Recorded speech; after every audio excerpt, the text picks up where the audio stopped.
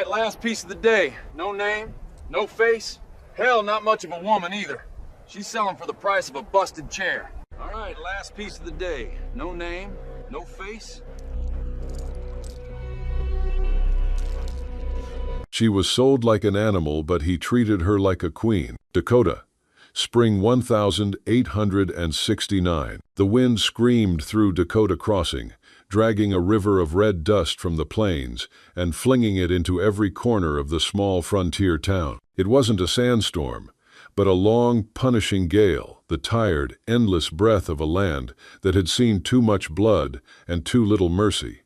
Dust clung to everything: hair, skin, clothes. It crawled into mouths and eyes, scraped against teeth, and left a bitter, metallic taste that no spit could wash away. A crowd had gathered around a rough wooden platform thrown together from warped planks. All men, coarse men, the kind whose hands had been shaped into claws by axes, hammers, and reins. Their shirts were stiff with old sweat, their trousers crusted with red earth, sawdust, and grease. The air reeked of tobacco and unwashed bodies, horse sweat and cheap whiskey, a smell that clung like a second skin. Their eyes were bloodshot and narrow, restless with the kind of hunger that had nothing to do with food. On the platform stood a woman, still, straight, unyielding. An old shawl of faded indigo clung to her head and shoulders, wrapping tightly around the right half of her face, as if it could keep the world out. Her dress was nothing more than rough, threadbare linen, the hem tattered and stained. Her feet were bare, dirt ground into the skin like a brand. Her wrists were loosely bound in front of her, the rope frayed and gray from too much use. She didn't tremble, she didn't bow her head, but her breathing came short and sharp, a thin thread of control stretched to breaking. Beneath the shawl, her eyes black, sharp, and unblinking scanned the crowd the way one might watch a pack of starving dogs. She saw the glee, the cruelty, the curiosity. She didn't see pity. The man with the gavel stood at the edge of the platform. His tin sheriff's badge was so tarnished it looked like a dead coin. He slammed the gavel down, the crack of wood on wood cutting through the wind. "All right, last piece of the day." His voice rasped, a smoker's growl that caught in his throat. "No name, no face. Hell, not much of a woman either. She's selling for the price of a busted chair." Lank. Laughter ripped through the crowd, hard and mean. "Take off the rag," one man shouted, spitting into the dust. "Let's see what's wrong with her. Bet she's hiding a face that could scare a horse dead," another called, his voice thick with whiskey. A third man, grinning wide enough to show gaps in his teeth, shouted, "I heard she's already been used up by Injuns, by trappers, by God knows who. Ain't worth a plug nickel." The laughter swelled, a sound like boots grinding bone into dirt. It was the laughter of men who needed someone else to feel smaller than they were. Wabaha did not flinch. Her eyes stayed locked on the sea of faces, unblinking, refusing to give them the satisfaction of seeing her break. She stood there like a lone pine in a winter storm, battered, but rooted too deep to fall. The sheriff raised his voice over the jeers. "All right, boys, opening bid $2. That's less than a bottle of the piss you call whiskey. Who's man enough, or drunk enough, to take home a half-faced stray?" There was more laughter, sharper this time. Someone muttered loudly enough for all to hear, "If she's lucky, maybe she'll end up with a man who don't mind covering her face with a sack." Another voice answered, "Or under him in the dark, where it don't matter what she looks like." The wind caught the shawl, lifting one edge just enough for a flash of skin to show. She reached up quickly, pulling it back in place, her fingers steady but her jaw tight. And then, a shift. The noise thinned, like a fire choking for air. Heads turned. The crowd parted slowly, a ripple moving from the back toward the platform. From the open space stepped a man. His coat was heavy canvas, shoulders broad under the weight. The brim of a faded black hat shaded his face, hiding everything but the shape of a jaw set firm. His boots were coated in layers of dried mud. Sweat stains marked his shirt where the fabric clung to him. His pace was slow, deliberate, each step settling deep into the dust. He looked like a man who had spoken more to trees than to people, who had walked miles without saying a word. The kind of man who didn't flinch when the world turned ugly because he'd seen worse. His name was Silas Boone. Silence fell over the square.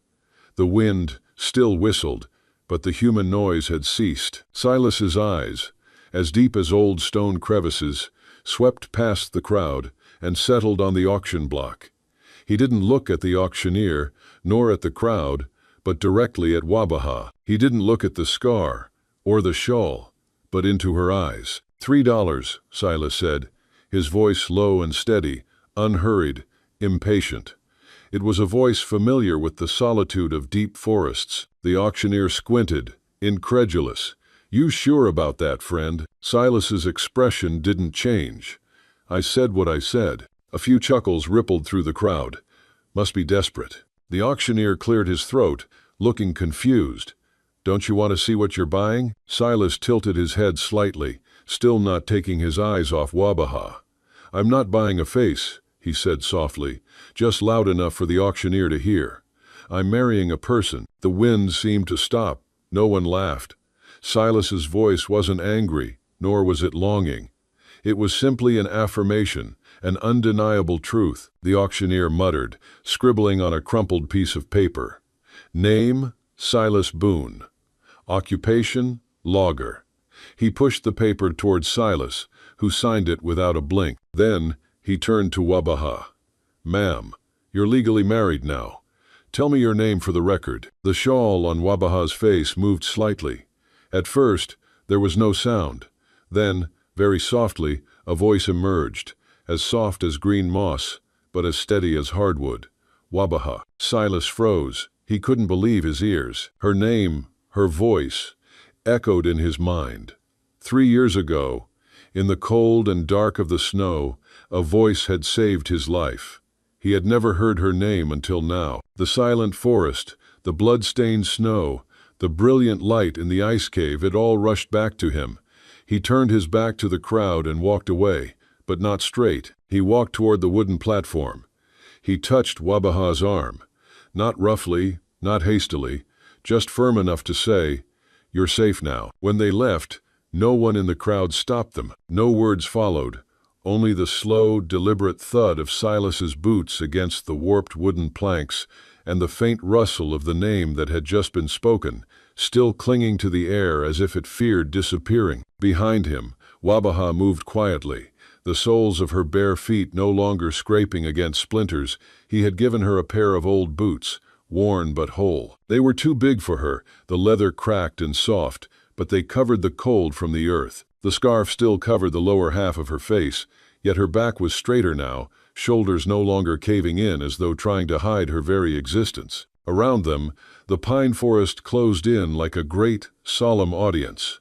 The road narrowed into a red dirt trail layered with dry pine needles, their brittle edges whispering underfoot. Faded light filtered down through a roof of tangled branches, the kind of light that seems to hesitate before touching the ground, as though even the sun was wary of drawing too close to these two figures, moving together through the wilderness. Wabaha said nothing. She walked behind Silas, leaving just enough space between them for the wind to pass through. Whenever a gust pushed hard enough to tug at her scarf, she would lift a hand in one smooth motion to fix it, making sure her face stayed hidden. Her movements were practiced, almost ritualistic, the reflex of someone who had lived too long in the gaze of those who judged without knowing. Silas kept several paces ahead, leading a mule heavy with supplies that clinked and shifted with each uneven step. He didn't look back, didn't force conversation. Every so often, his eyes drifted to the canopy above, scanning the branches as if listening for something beyond the wind. Something old, something that had traveled this forest longer than either of them. The silence between them was not the brittle, awkward kind that begs to be broken. It was the quiet, built by two different kinds of survival. They had both endured in isolation, each cloaked in their own kind of secrecy. Now, in this strange crossing of paths, they walked side by side without needing the permission of words. It was the silence of two souls accustomed to distance, now finding that they could exist in the same space without fear. By the time the sky had given up the last traces of daylight, they reached a cabin. It stood alone, made of dark pine logs, not large but solid, every beam fitted with the care of someone who had built it to last. A stone chimney rose from one side, and next to the door sat a neat stack of split firewood. Above the doorframe, an old horseshoe, rusted but unbroken, had been nailed in place, a ward against the kind of bad luck you couldn't shoot your way out of. Silas stepped onto the porch, the boards sighing under his weight, and pushed the door open.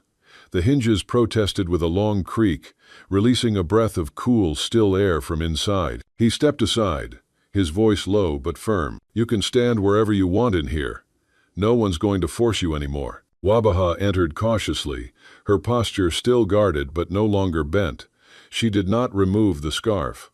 His boots now barely made a sound against the wooden floor. She didn't move toward the table or the hearth. Instead, she crossed to the farthest corner of the room, the one where the shadows pooled deepest, and sank into a low crouch, her back to the wall, her knees drawn close, hands resting lightly on them. She didn't look at him. Silas came in after her, setting the bundle of firewood near the stone hearth. He began building the fire without ceremony, without glancing in her direction. The only sounds were the clink of metal, the dry crack of kindling, and the soft whoosh as flames took hold. Gradually, the air in the cabin shifted. Warmth began to crawl outward from the hearth, carrying with it the deep, layered scent of life, being coaxed back into the bones of the room, cinnamon, smoked meat, and a faint saltiness that hinted at broth long simmered. He moved with the precision of someone who had done this 1,000 times, not just the cooking, but the act of making a space livable, survivable. He didn't rush. Every gesture was measured, steady. The fire grew, light pushing back the shadows until the log walls glowed and flickered, their grain alive with movement. In her corner, Wabaha remained still.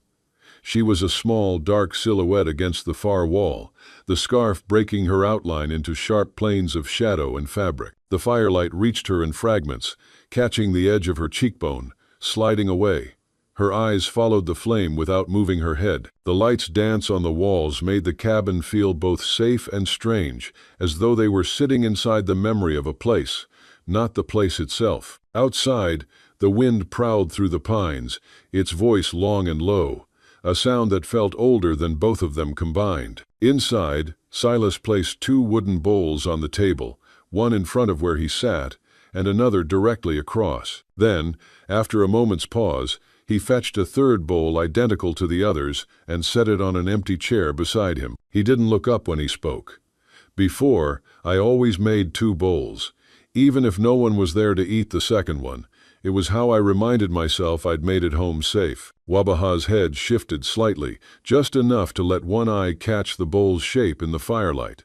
She looked from the empty place setting to him. "Now," Silas said quietly, "I make one for me, and one for you." The silence that followed wasn't the absence of sound, but the thick, pulsing weight of something neither of them wanted to name.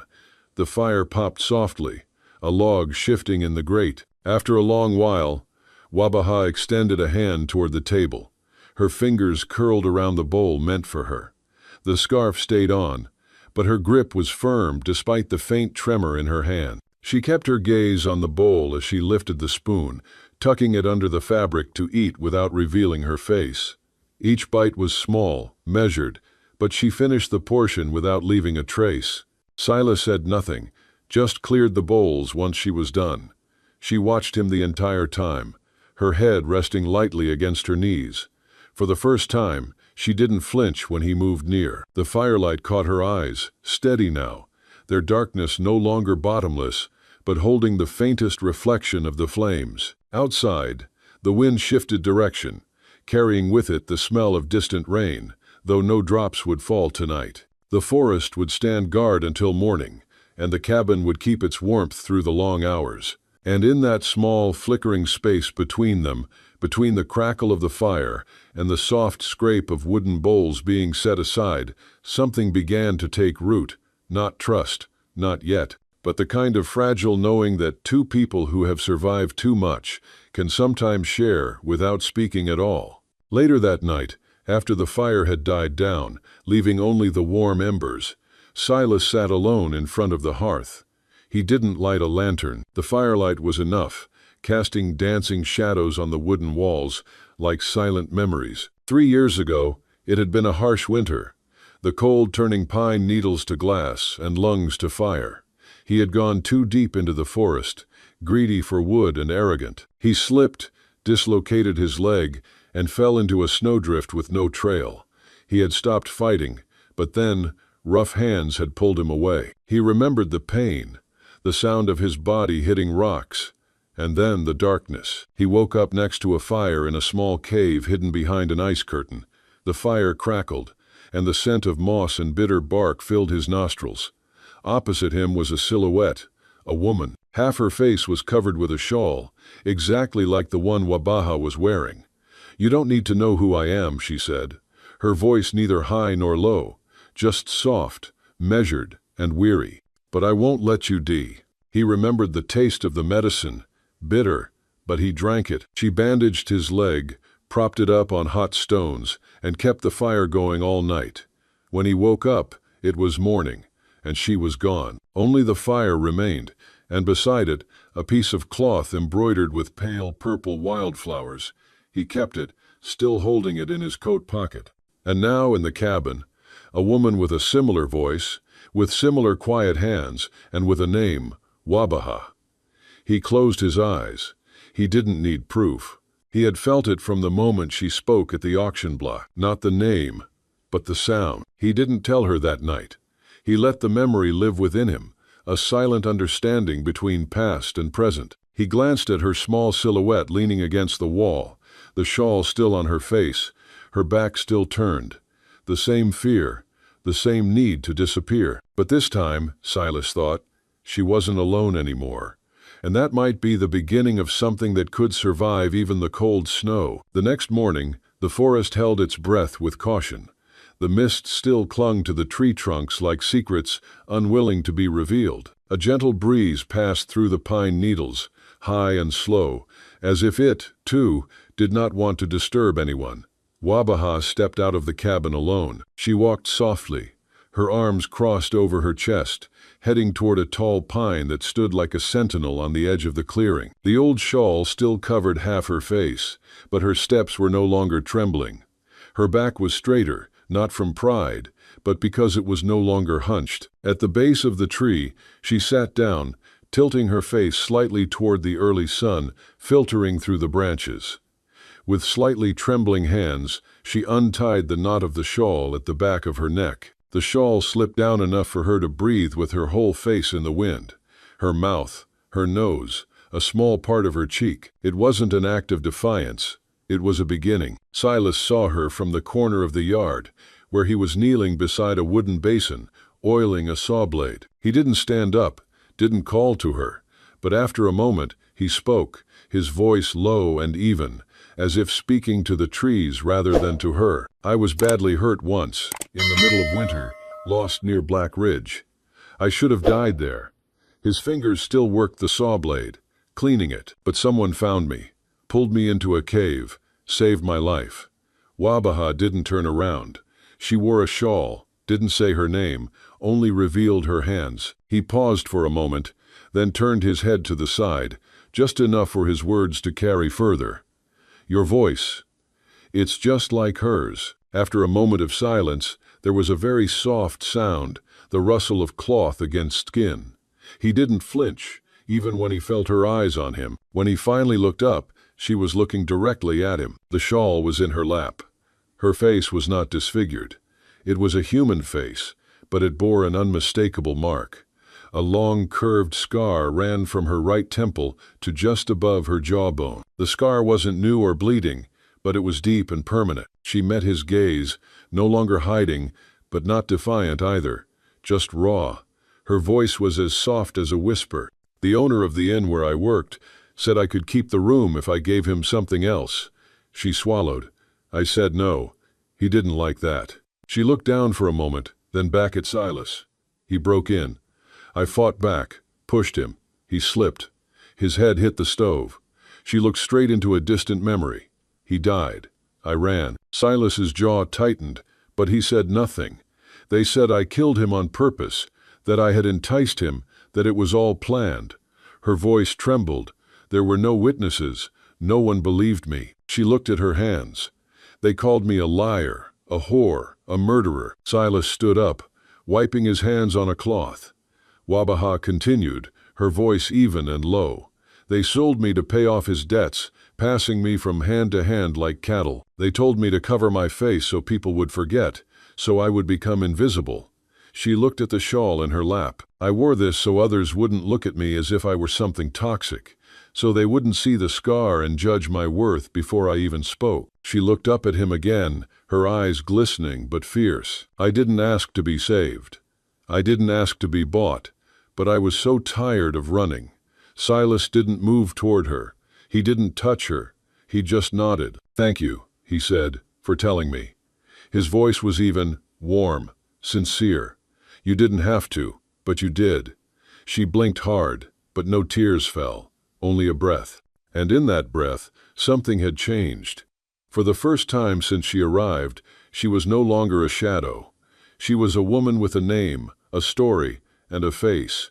And Silas had seen all three, and hadn't turned away.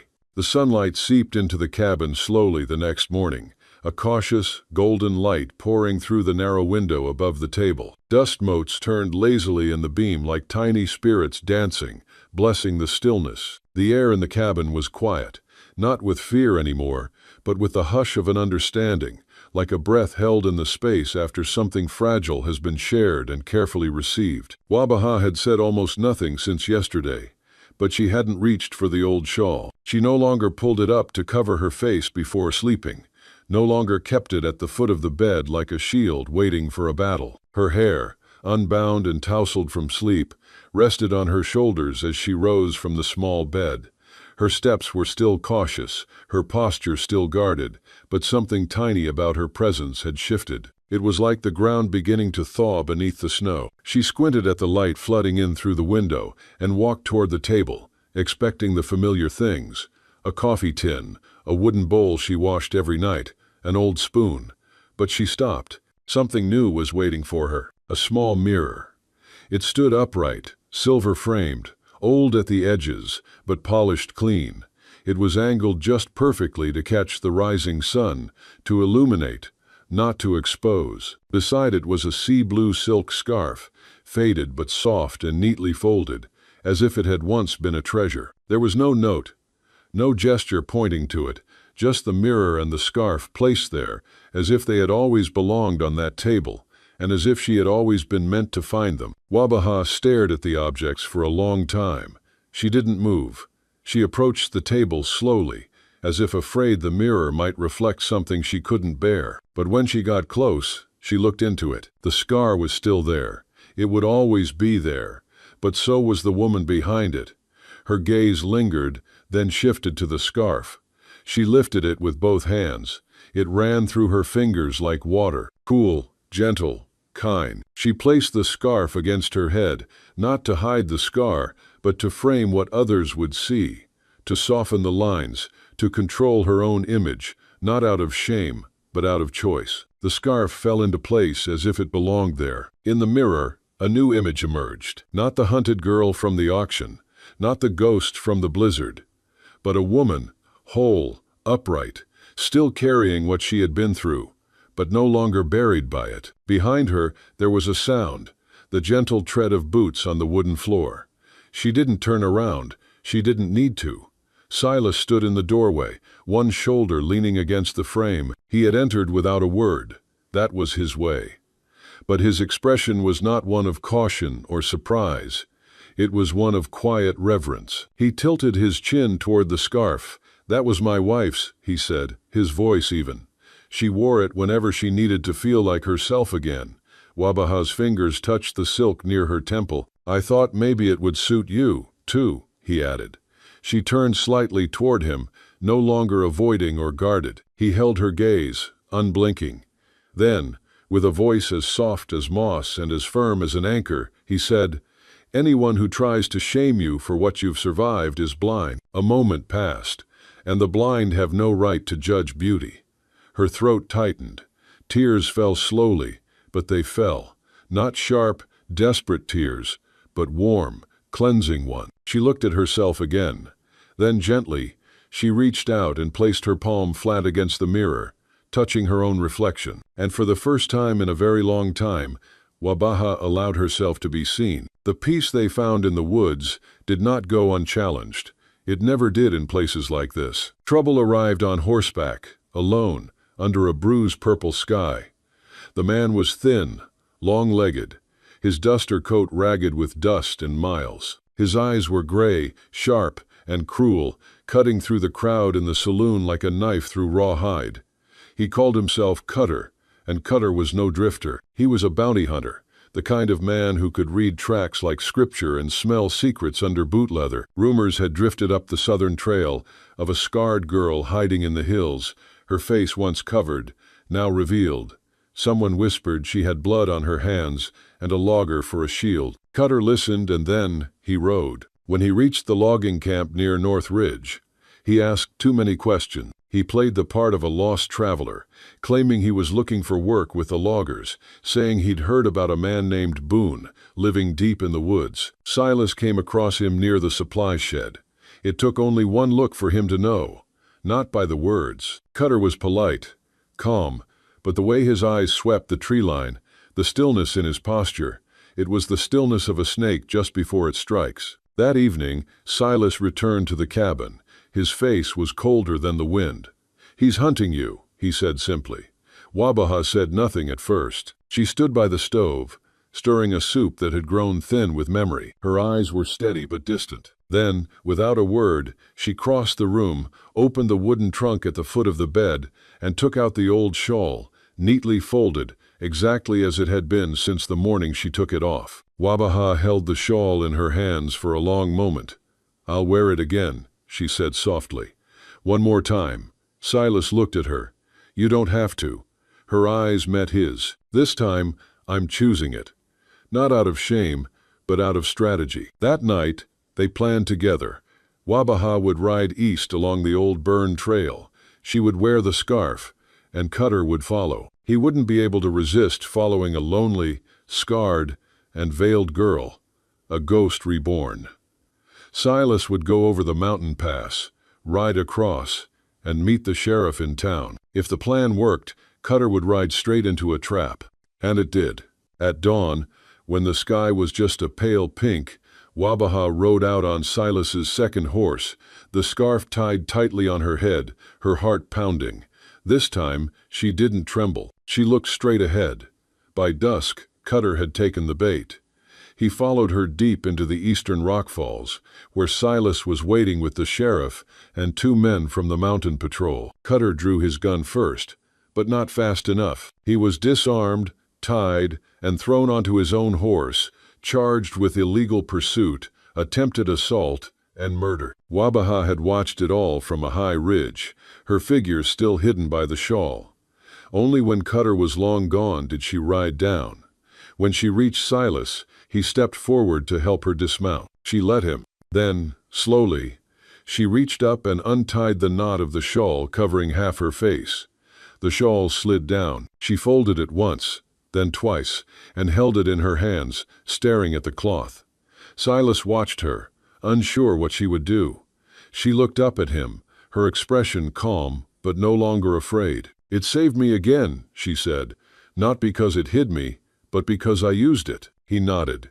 "So what will you do with it now?" She looked at the trees, at the fading trail, at the world she had once passed through like a shadow. She folded the scarf one more time and tucked it under her arm. "I'll keep it," she said softly.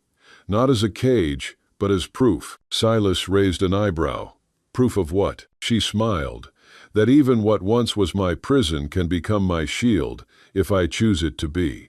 And for the first time, there was light in her voice. Not the light of laughter, but the light of a woman who has survived the darkness and can now name it. It was mid-afternoon when there was a knock at the door.